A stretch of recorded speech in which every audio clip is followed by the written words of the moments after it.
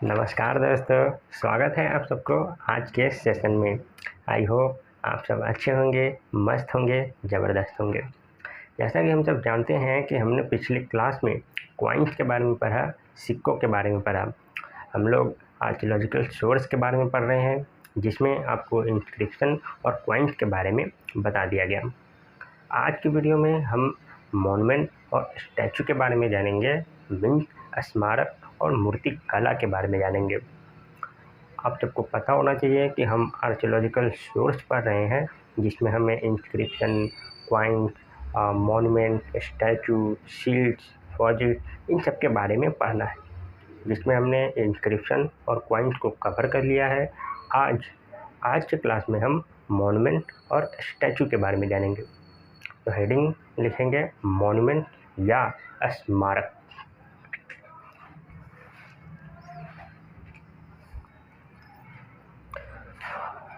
हम पढ़ रहे हैं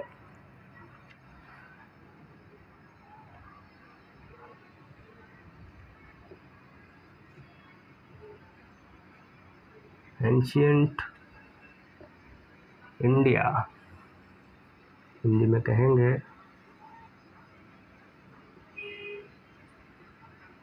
प्राचीन भारत। एंशिएंट इंडिया या प्राचीन भारत, जिसमें हम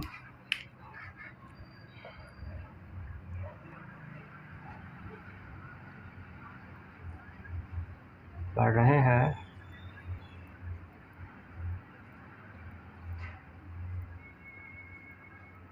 आर्कियोलॉजिकल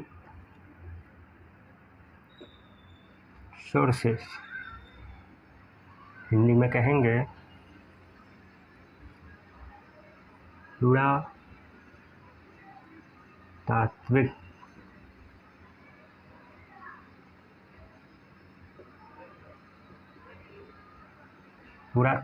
स्रोत। आर्कियोलॉजिकल सोर्स या पुरातात्विक स्रोत, जिसमें हमने इंस्क्रिप्शन और कॉइन्स के बारे में पढ़ लिया है। आज हम मॉन्यूमेंट और स्टैचू के बारे में जानेंगे, या स्मारक और मूर्ति कला के बारे में। तो आज का हेडिंग है मॉन्यूमेंट्स। मॉन्यूमेंट या स्मारक क्या होता है? मॉन्यूमेंट का मतलब बहुत सिंपल सा मतलब है। मॉन्यूमेंट या स्मारक का मतलब होता है कि जो भी चीज़ें, महल है, पैलेस जिसे आप कहते हैं, राजमहल हो गया या मंदिर हो गया, तो ये सारी चीज़ें हमें एंशिएंट इंडिया के बारे में कई सारे इन्फॉर्मेशन देता है या जानकारी देता है। जैसे अगर कोई मंदिर है तो मंदिर का देखकर भी ये अंदाज़ा लगाया जा सकता है कि उस समय क्या क्या घटनाएं घटित हुए थे या उस समय की परिस्थितियाँ क्या थी। तो हम मॉन्यूमेंट में सबसे पहले टेम्पल्स के बारे में जानेंगे या मंदिर के बारे में जानेंगे। और यदि हम मंदिर की बात करें तो आपको पता होना चाहिए कि भारत का सबसे पहला मंदिर, अगर किसी को पता है तो वो कमेंट डाउन करके आंसर कर सकते हैं, अदरवाइज आपको यहाँ पता चलेगा। इंडिया का सबसे पहला मंदिर माना जाता है दशावतार मंदिर या दशावतार टेम्पल, जिसको गुप्त वंश के राजाओं ने बनवाया था। आपको पता होना चाहिए कि गुप्त वंश या गुप्ता डायनेस्टी 319 ईस्वी से लेकर 550 ईस्वी तक शासन किए थे भारत में। तो उन्हीं के राजाओं के द्वारा भारत के इतिहास का पहला मंदिर या दशावतार मंदिर बनवाया गया था। अगर आपसे पूछे कि इस मंदिर का लोकेशन कहाँ है या बनवाया कहाँ गया था, तो याद रखेंगे झांसी में एक जगह है देवघर। झांसी में एक जगह है देवघर, वहीं पे इंडिया का सबसे पहला मंदिर गुप्त वंश के राजाओं के द्वारा बनवाया गया था। तो मॉन्यूमेंट में सबसे पहले हमने टेम्पल के बारे में बताया, जिसमें आपको कहा जाता है first temple of India. Bharat का पहला मंदिर, मैंने आपको बताया भारत का पहला मंदिर जिसे हम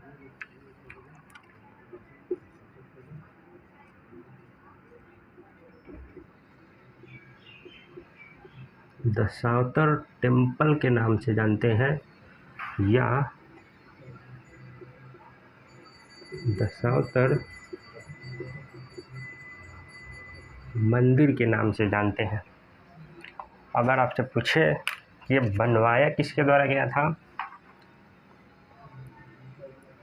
मेड बाय, अभी मैंने बताया गुप्त वंश के राजाओं के द्वारा, आप कह सकते हैं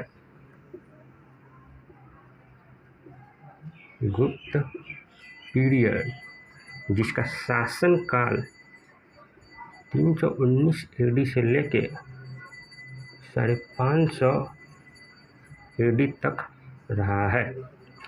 दशावतार मंदिर जिसका निर्माण गुप्त वंश के द्वारा करवाया गया था, गुप्त वंश के राजाओं के द्वारा, जिसका शासनकाल 319 AD से लेके 550 AD तक है। एक और चीज़ याद रखेंगे, ये जो गुप्त वंश का ये रूलिंग पीरियड दिखाया जा रहा है, ये मैच्योर पीरियड है।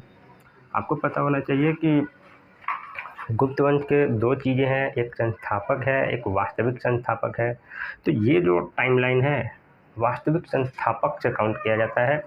ये ज़्यादा क्लियर हो जाएगा जब हम आपको गुप्त वंश पढ़ाएंगे या गुप्ता डायनेस्टी पढ़ाएंगे। पर गुप्त वंश का एक्यूरेट टाइमलाइन भी यही माना जाता है।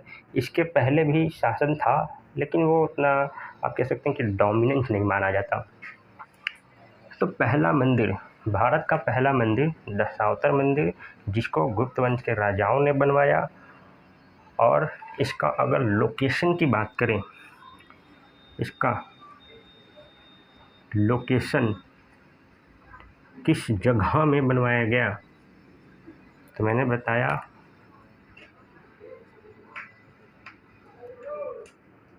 देवघर, जो कहाँ है, झांसी में। देवघर कहाँ है आपका, झांसी में। और यहीं पे भारत का सबसे पहला मंदिर बनवाया गया था।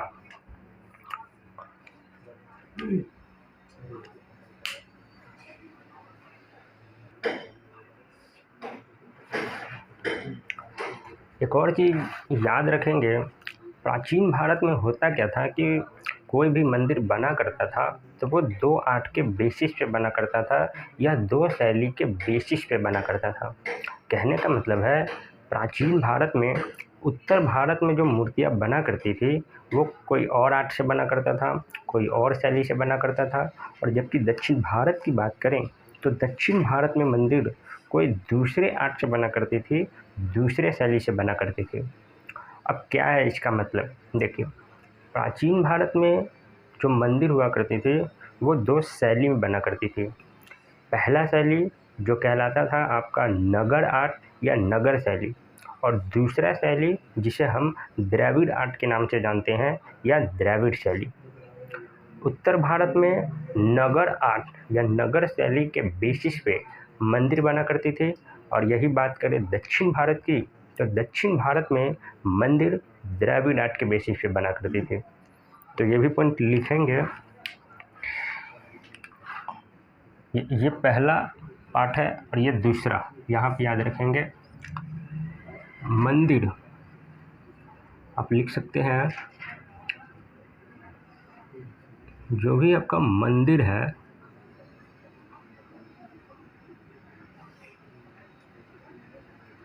वो 2 शैली में बना करती थी। 2 शैली, जिसमें आपको सबसे पहले बताया नगर आर्ट, नगर आर्ट, और दूसरा मैंने बताया द्रविड़ आर्ट। उत्तर भारत में नगर आर्ट के बेसिस पे मंदिर बना करता था और दक्षिण भारत में द्रविड़ आर्ट के बेसिस पे बना करता था। आप इसे नॉर्मली लिख सकते हैं ये नॉर्थ में बना करता था या उत्तर उत्तर भारत के ये, और ये दक्षिण भारत में बना करता था या साउथ इंडिया में बना करता था। और ये है पूरा मंदिर के बारे में, या आप कह सकते हैं मॉन्यूमेंट के बारे में, जिसमें आपको पहला मंदिर के बारे में बताया गया, कहाँ पे है ये बताया गया, किस आर्ट पे बेसिस पे है ये बताया गया। इसको नोट डाउन करेंगे और अब हम आगे बढ़ते हैं, और आगे हम स्टैचू के बारे में जानेंगे या मूर्ति कला के बारे में जानेंगे। फटाफट स्क्रीनशॉट लें।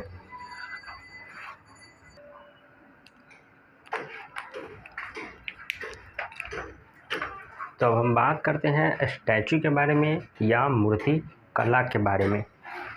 हेडिंग लगाएंगे स्टैचू।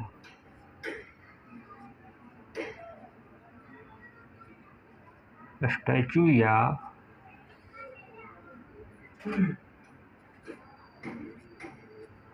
मूर्ति कला। स्टैचू या मूर्ति कला, अब इसका क्या है, देखिए प्राचीन भारत में, पहले के समय में प्राचीन भारत में मूर्तिकला नाम का कोई भी प्रथा या कोई भी सिस्टम नहीं हुआ करता था। अगर हम फर्स्ट सेंचुरी की बात करें तो फर्स्ट सेंचुरी के पहले प्राचीन भारत में कोई भी मूर्तिकला नहीं हुआ करता था। लेकिन फर्स्ट सेंचुरी में जब भारत पे कुषाणों का शासन शुरू होता है या भारत में कुषाण शासन करना शुरू करते हैं, तो कुषाणों ने ही मूर्ति कला का शुरुआत कराया। तो आप कह सकते हैं कि भारत में मूर्ति कला का शुरुआत कुषाणों के द्वारा शुरू किया गया, जो आज भी कायम है। आपको पता है कि मूर्ति आज भी बना करती है। हमारे भारत में जितने भी बड़े बड़े त्यौहार आते हैं, जैसे दिवाली है, दुर्गा पूजा है, सरस्वती पूजा है, तो उनमें मूर्तियाँ बनते हैं। तो ये सब देन है किसका, कुषाणों का। मैंने आपको पहले ही बताया, कुषाण एक राजवंश का नाम है जिसके अंदर कई सारे राजाएं आते हैं, जैसे कुदुलकर्फिसस, भीमकर्फिसस। और अगर हम सबसे महान राजा की बात करें तो वो है कनिष्क। आपको पता है कनिष्क कुषाण वंश का सबसे महान राजा माना जाता है। तो पहला पॉइंट स्टैचू में होंगे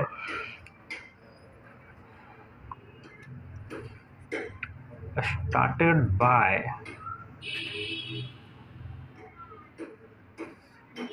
Kushan,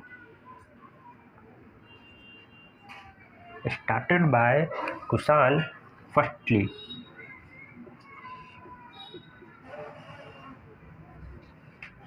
कुषाणों द्वारा भारत में सबसे पहले मूर्ति कला का शुरुआत किया गया।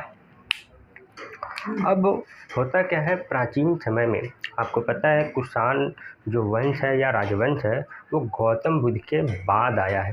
ठीक है, अगर आप थोड़ा सा रिलेट करें तो समझ में आएगा। जैसे गौतम बुद्ध का जन्म है 468 ईसा पूर्व में, और कुषाणों का शासन शुरू होता है फर्स्ट सेंचुरी में।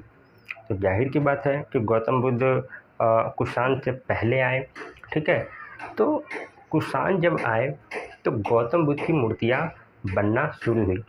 गौतम बुद्ध की मूर्तियाँ बनना शुरू हुई, लेकिन उस समय का कुछ ऐसा कहानी है, ऐसा इतिहास है कि गौतम बुद्ध की जो भी मूर्तियाँ बना करती थी वो भी मंदिरों की तरह, मैंने बताया कि मंदिर में जो भी मंदिर हुआ करती थी वो दो शैली के बेसिस पे बना करती थी।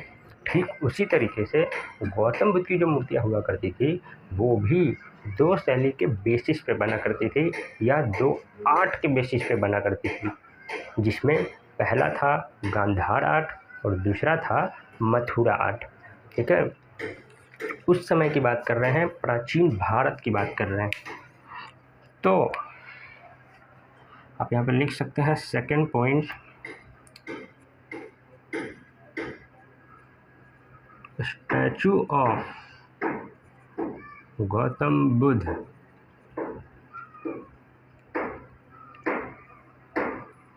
Statue of Gautam Buddha made in two art दो शैली में बना करती थी, जिसमें मैंने आपको बताया पहला है गांधार आर्ट या गांधार शैली, दूसरा है मथुरा आर्ट, इसे हिंदी में मथुरा शैली कहते हैं। तो गौतम बुद्ध की मूर्तियाँ दो शैली में बना करती थी, जिन्हें हम गांधार आर्ट या गांधार शैली कहते थे, और दूसरा मथुरा आर्ट या मथुरा शैली।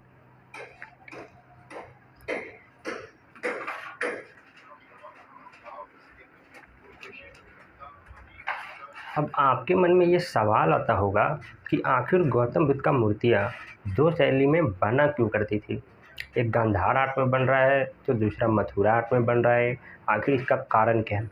कारण है, बहुत सिंपल सा कारण है, लेकिन बहुत ज़्यादा इम्पोर्टेंट कारण है। आपको पता होना चाहिए कि जब बौद्ध धर्म में चौथा जैनिज्म काउंसिल होता है या फोर्थ जैनिज्म काउंसिल होता है, तो उसी काउंसिल में ये डिसीजन लिया जाता है या उस काउंसिल के दौरान ही बौद्ध धर्म को दो कम्युनिटी में या दो पार्ट में डिवाइड कर दिया जाता है, जिसे हम पहले पार्ट को हीनयान कहते हैं और दूसरे पार्ट को महायान कहते हैं। ये आपको ज़्यादा अच्छा से क्लियर होगा काउंसिल के बारे में या बुद्धिज़्म काउंसिल के बारे में जब हम आपको रिलीजियस मूवमेंट के बारे में बताएंगे, मतलब स्पेशली बौद्ध धर्म के बारे में बताएंगे, तो वह ज़्यादा अच्छे से बताया जाएगा। फ़िलहाल आपको इतना जानना है कि जब फोर्थ बुद्धिज़्म काउंसिल हुआ या चौथा बौद्ध महासंगति हुआ, तो उसी महासंगति के दौरान बौद्ध धर्म को दो कम्युनिटी या दो पार्ट में डिवाइड कर दिया गया, जिसमें पहला था महायान और दूसरा था हीनयान। दोनों गौतम बुद्ध के फॉलोअर्स ही थे, गौतम बुद्ध के अनुयायी ही थे, बस सोच और अपना ओपिनियन अलग था। क्या था फ़र्क दोनों में? देखिए, महायान वो फॉलोअर्स थे जो गौतम बुद्ध को भगवान मानते थे और वो मूर्ति पूजा में विश्वास रखते थे। जबकि अगर हम हीनयान की बात करें तो हीनयान वो भी गौतम बुद्ध के फॉलोअर्स हैं, लेकिन ये गौतम बुद्ध को महापुरुष मानते थे, नोबल मैन मानते थे, और वो मूर्ति पूजा में विश्वास नहीं रखते थे। बस यही कारण था जिस वजह से प्राचीन भारत में गौतम बुद्ध की मूर्तियाँ दो शैली में बना करती थी या दो आर्ट में बना करती थी, और मैंने आपको दोनों शैली के बारे में बताया। एक गांधार आर्ट है तो दूसरा मथुरा आर्ट है। ठीक है,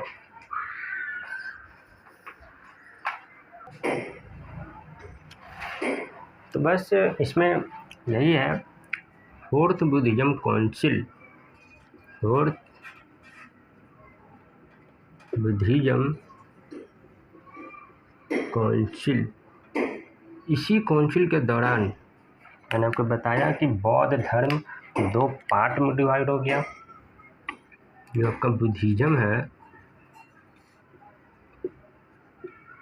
वो आपको दो पार्ट में डिवाइड हो गया, जिसमें पहला है महायान और दूसरा हीनयान।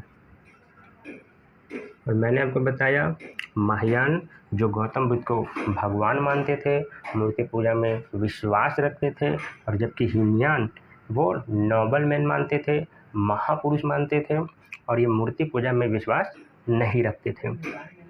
तो ये है कुछ इम्पोर्टेंट फैक्ट जो मूर्ति कला के बारे में है।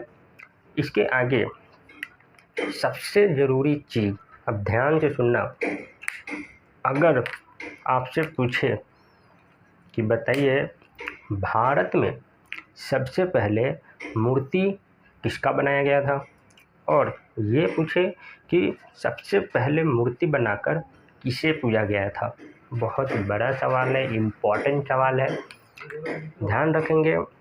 भारत में सबसे पहली बार मूर्ति बनाकर गौतम बुद्ध को पूजा गया था। याद रखेंगे, मैं एक बार फिर से बता रहा हूँ, भारत में गौतम बुद्ध की मूर्तियाँ सबसे पहली बार बनाई गई थी और गौतम बुद्ध को मूर्ति बनाकर सबसे पहले गौतम बुद्ध को ही पूजा गया था। कहने का मतलब ये है कि गौतम बुद्ध से पहले किसी भी देवी देवताओं को मूर्ति बनाकर नहीं पूजा गया था। ठीक है, तो इस बात को याद रखेंगे, कॉपी में रेड पेन से, मतलब आप कैसे भी करें, हाईलाइट करके रखें। गौतम बुद्ध को सबसे पहली बार मूर्ति बनाकर पूजा गया था। ठीक है, और अगर आपसे पूछे कि ये जो मूर्ति बना जिसे पूजा गया वो किस शैली पे बना हुआ था या किस आर्ट के बेसिस पे बना हुआ था, तो याद रखेंगे मथुरा आर्ट के बेसिस पे बना हुआ था या मथुरा शैली के बेसिस पे बना हुआ था। मैंने बताया ना कि एक गांधार आर्ट होता है, एक मथुरा आर्ट होता है, तो मथुरा आर्ट के बेसिस पे ही गौतम बुद्ध की मूर्तियाँ बनाई गई थी, जिसको सबसे पहले पूजा गया था मूर्ति के रूप में। ठीक है, तो ये है इम्पोर्टेंट फैक्ट, लेकिन इसमें एक चीज़ लास्ट में बहुत इंटरेस्टिंग फैक्ट है, लास्ट में बताऊंगा आपको। ये जो गांधार आर्ट है और ये जो मथुरा आर्ट है, इन दोनों का डिफरेंस के बारे में बताऊंगा, इन दोनों के अंतर के बारे में बताऊंगा। ध्यान रखेंगे, गांधार आर्ट से भी गौतम बुद्ध की मूर्तियाँ बन रही है, मथुरा आर्ट से भी गौतम बुद्ध की मूर्तियाँ बन रही है, लेकिन दोनों का मूर्तियाँ में कुछ अंतर था, रंग में, लुक में, कुछ ना कुछ तो था। अभी इसका स्क्रीनशॉट लें और आगे हम इन दोनों के डिफरेंस के बारे में बताएंगे, या तो हम बात करते हैं गांधार आर्ट और मथुरा आर्ट की। मेक अ टेबल, एक टेबल गांधार आर्ट के लिए और दूसरा टेबल मथुरा आर्ट के लिए। क्या था दोनों में अंतर, उसी को ज़रा जानते हैं। गांधार आर्ट, अगर हम गांधार शैली की बात करें तो कहा जाता है कि जो गांधार शैली था वो ग्रीक के जैसा दिखता था या यूनानियों के जैसा दिखता था। मतलब इसमें जो गौतम बुद्ध की मूर्तियाँ हुआ करती थी वो ग्रीक के जैसा दिखता था, ग्रीक आर्ट के जैसा दिखता था। और यही अगर हम मथुरा आर्ट की बात करें तो ये अपने जैसा दिखता था, कहने का मतलब स्वदेशी, देसी के जैसा दिखता था। ठीक है, तो पहला डिफरेंस क्या है, सीम्स एस ग्रीक आर्ट, और यही अगर हम मथुरा की बात करें तो ये स्वदेशी हुआ करता था या अपने जैसा दिखता था। ठीक है, दूसरा, गांधार आर्ट की जो मूर्तियाँ हुआ करती थी उसमें जो आँखें हुआ करती थी वो बड़ा बड़ा हुआ करता था, आँख के साथ साथ कान भी बड़े बड़े हुआ करते थे, जबकि मथुरा आर्ट में आँख छोटे हुआ करते थे, साधारण हुआ करते थे, सिंपल हुआ करते थे। तो सेकंड पॉइंट लिखेंगे,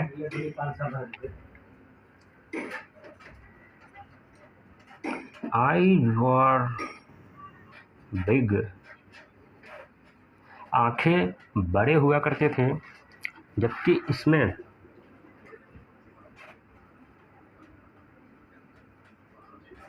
छोटे हुआ करते थे। छोटे के साथ साथ सिंपल आप कह सकते हैं, साधारण कह सकते हैं। तो सिंपल हुआ करता था या आप कहें कि ऑर्डिनरी हुआ करता था या साधारण हुआ करता था। ये हो गया दूसरा डिफरेंस। ठीक है, तीसरा, अगर हम तीसरा डिफरेंस की बात करें तो बहुत सिंपल है। इनमें गांधार आर्ट में जो गौतम बुद्ध की कान बनाए जाते थे, ईयर, वो लंबे बनाए जाते थे, बड़े लंबे बनाए जाते थे, और जबकि मथुरा आर्ट में छोटे बनाए जाते थे। तो यहाँ पे आप लिख सकते हैं,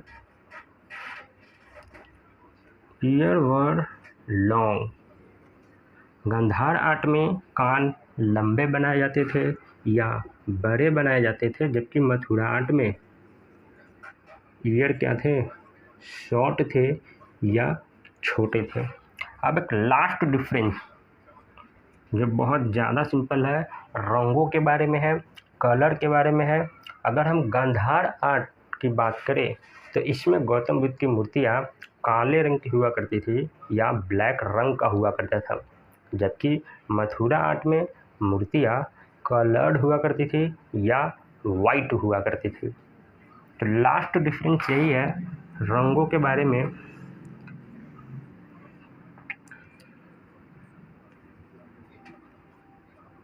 गांधार आर्ट की मूर्तियाँ काले रंग की और जबकि मथुरा आर्ट की मूर्तियाँ या तो कलर्ड हुआ करती थी